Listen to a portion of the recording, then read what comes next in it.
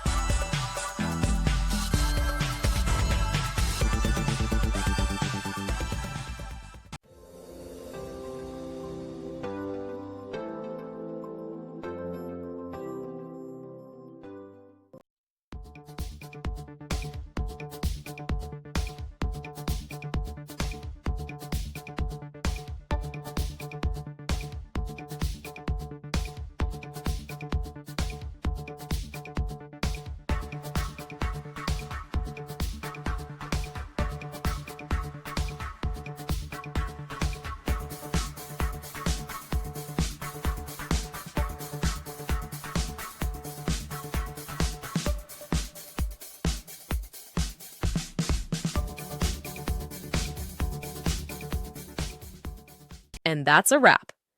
I hope you found the answer you were looking for. If you did, take a second to hit that subscribe button. It really helps out. And let me know in the comments which solution worked best for you.